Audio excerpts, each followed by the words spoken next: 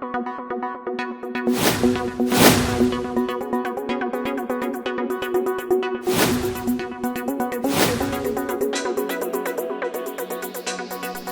शिक्षक बहाली 2019-2021 की ताजा तरीन खबरों के साथ मैं नीरज। आज हम बात करेंगे कई मुद्दों पर। सबसे पहले हाई कोर्ट से शिक्षा विभाग को लगी बड़ी फटकार की बात करेंगे। इसके अलावा STT केस 2019-2021 के बीच BSEB पटना द्वारा एक बड़ा लेटर जारी किया गया, उससे भी आपको रूबरू कराएंगे।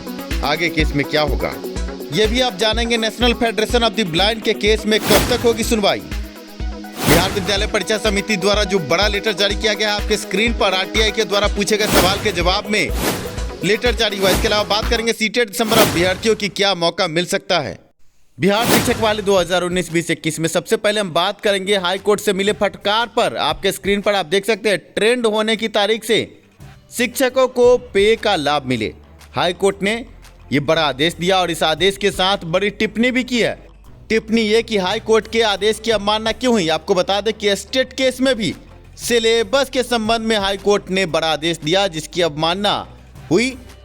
जस्टिस अमानुल्लाह की बेंच में स्टेट संबंधित बड़े केस की सुनवाई में यह आदेश पारित हुआ था कि सिलेबस के साथ परीक्षा हो। लेटर जारी करने के बाद भी सिलेबस जारी नहीं हुआ और इस पर फिर से केस हुआ है। और इस केस में इस आदेश का क्या असर पड़ेगा स्टेट केस पे, इस पर भी हम चर्चा करेंगे, क्योंकि आज नियोजित शिक्षकों के लिए बड़ी खबर है। ट्रेंड होने की तारीख से ही शिक्षकों को ग्रेड पे का लाभ मिलेगा। इस संबंध में एक बड़ा आदेश पारित हुआ और इस आदेश के साथ टिप्पणी स्टेट अभ्यर्थियों के लिए बड़ी खबर हो सकती है। पहले आपको इस आदेश से रूबरू कराते हैं, क्या लिखा है अखबार ने, पहले वो जाने, इसके बाद हम आपको इसकी बारीकी समझाएंगे। हाईकोर्ट में माननीय न्यायाधीश चक्रधारी शरण की बेंच में ये बड़ा केस था और साफ तौर से माननीय न्यायाधीश ने यह कहा कि सरकार की कमियों का खामियाजा शिक्षक क्यों भुगते। आप समझ सकते हैं कि इस केस में ये बड़ी टिप्पणी आने वाली सुनवाइयों पर बड़ा असर डाल सकती है।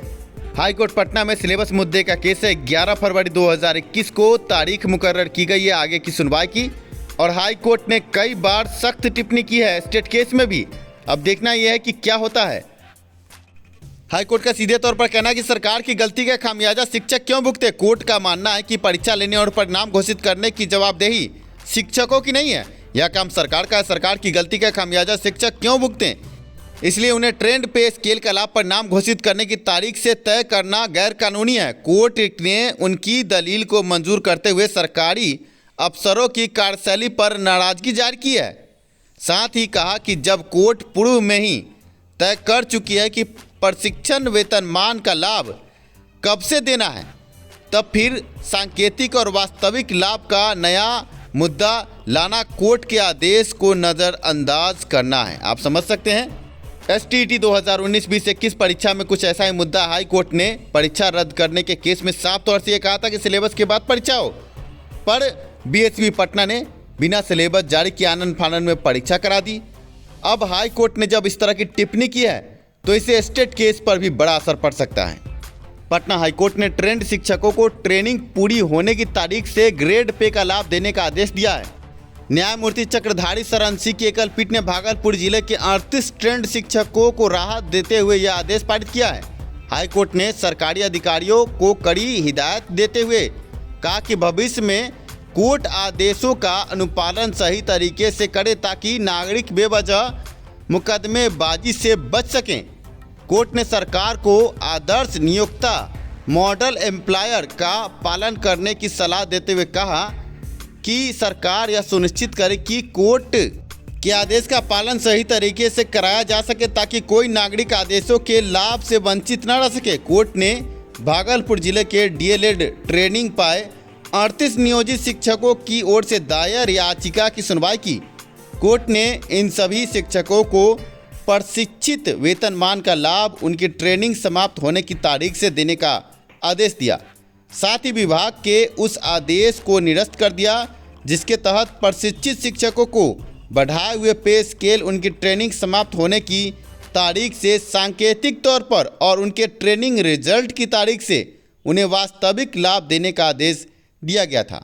आवेदकों की ओर से वकील सुनील कुमार सिंह ने कोर्ट को बताया कि इसके पूर्व भी कोर्ट किशोर कुमार बनाम बिहार सरकार एवं अन्य मामले में यह तय कर चुका है कि नियोजित शिक्षकों को ट्रेनिंग समाप्त होने की तारीख से ही उन्हें प्रशिक्षित वेतनमान दिया जाए, न कि परीक्षा या उसके परिणाम घोषित होने की तारीख से। आप समझ सकते हैं कि कोर्ट के आदेश को नज़रअंदाज करने पर सरकार के खिलाफ टिप्पणी की गई है। भागलपुर जिले के 38 ट्रेंड शिक्षकों को राहत देते हुए आदेश दिया गया है। 11 फरवरी 2021 को पटना हाईकोर्ट में स्टेट की सुनवाई और इस टिप्पणी के बाद क्या स्टेट केस पर भी असर पड़ेगा, क्योंकि माननीय न्यायाधीश के द्वारा ही आदेश पारित किया गया था कि आगे सिलेबस के साथ परीक्षा हो। शिक्षा सुधार रोजगार द्वारा दायर केस था और केस में ये आदेश आया। इसके बाद बीएसयू पटना को शिक्षा सुधार रोजगार की तरफ से रिप्रेजेंटेशन भी भेजा गया। आपको बता दें कि बीएसयू पटना द्वारा एक बड़ा लेटर जारी किया गया था जिसमें कोर्ट केस का जिक्र था, पर आगे सिलेबस नहीं बना।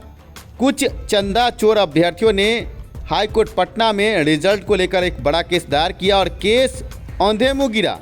पर इस केस के कारण परीक्षा आनन फानन में कोरोना काल में बीएसयू पटना द्वारा बिना सिलेबस की परीक्षा हुई और परीक्षा से अभ्यर्थी हल्कान परेशान नजर आए। स्टेट सिलेबस मुद्दे पर पिछले कई महीनों से सुनवाई टल रही और अब 11 फरवरी 2021 को सुनवाई होने की पूर्ण संभावना है। इस बीच में बीएसयू पटना द्वारा एक बड़ा लेटर जारी किया गया। आपके स्क्रीन पर लेटर है। आरटीआई के द्वारा अभ्यर्थी ने कई सवाल बीएसयू पटना से पूछे थे, जवाब आया है। क्या सवाल था आप देख सकते हैं। विषय लोक सूचना अधिकार अधिनियम 2005 के तहत सूचना उपलब्ध कराने के संबंध में है। महाशय, उपयुक्त विषय लोक सूचना के संबंध में सूचना प्राप्ति हेतु आपके स्तर से प्रेषित प्रपत्र का समिति को प्राप्त हुआ। आपके द्वारा माध्यमिक शिक्षक पात्रता परीक्षा 2019 से संबंधित 3 बिंदुओं पर सूचना मांगी गई थी। उक्त के संबंध में सूचित करना है कि माध्यमिक शिक्षक पात्रता परीक्षा 2019 में कुल आवेदकों की संख्या प्रथम पत्र में 1,81,166, आप समझ सकते हैं 1,81,166 अभ्यर्थी शामिल हुए थे। आप समझ सकते हैं कि अब आंकड़ा आ गया कि 1,81,166 अभ्यर्थी स्टेट परीक्षा में कुल शामिल हुए हैं। दूसरा सवाल है कि संस्कृत विषय 103 नंबर कोड के अंतर्गत कुल आवेदकों की संख्या कितनी है। जवाब आया कि 3,957। आप समझ सकते हैं कि संस्कृत कुल 1,000 सीट और 1,000 सीट में 3,000 अभ्यर्थियों का आवेदन, बहुत सारे अभ्यर्थियों को लाभ मिल सकता है। ऐसे में आप देखना यह है कि संस्कृत के अभ्यर्थियों को आगे क्या लाभ मिलता है। पर यह बड़ी खबर संस्कृत के अभ्यर्थियों के लिए खुशखबरी है। मात्र 3,957 अभ्यर्थियों ने आवेदन दिया है और 1,000 सीट है। कुल कितने महिला अभ्यर्थी, कुल कितने पुरुष अभ्यर्थी, इस संबंध में भी जानकारी है। पुरुष आवेदकों की संख्या 2,486 और महिला अभ्यर्थियों की संख्या 1,471। पुरुष अभ्यर्थी की संख्या अधिक है। आप समझ सकते हैं कि आवेदकों की कुल संख्या 3,957 और 1,000 सीट के लिए 3,957 अभ्यर्थियों ने आवेदन किया। आगे देखना यह है कि रिजल्ट क्या आता है। पर अभी जो गतिरोध है पटना हाईकोर्ट में, जिस तरह टिप्पणियां आगे बढ़ रही है, आगे 11 फरवरी को ये साफ हो चलेगा कि आगे रिजल्ट आएगा कि आगे ये परीक्षा रद्द होगी। अब बात करते हैं एलपीए केस की। सीटेड दिसंबर अभ्यर्थियों के एलपीए केस की सुनवाई कब होगी, अभ्यर्थी संशय में। इस बीच आपको बता दें कि पटना हाईकोर्ट में ऑनलाइन माध्यम से जो सुनवाई हो रही थी, अब ऑफलाइन माध्यम की तरफ सुनवाइयों को टाला जा रहा है और ऐसे में सुनवाई संबंधित गतिरोध अभी कायम रहेंगे।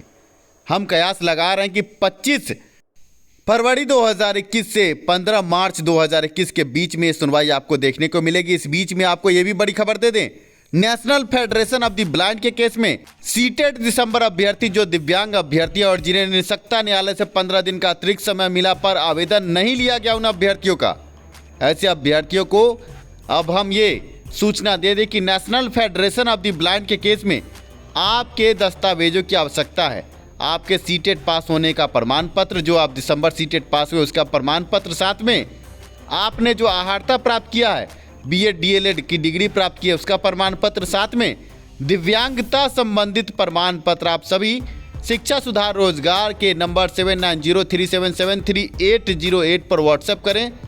जो national federation of the blind के बड़े अधिवक्ता हैं उनको हम सीटेड दिसंबर अभ्यर्थी दिव्यांग भाई बहनों की तरफ से सभी दस्तावेज उपलब्ध करा रहे हैं कि आगे आने वाली सुनवाई में सीटेड दिसंबर दिव्यांग भाई बहनों को भी मौका मिल सके।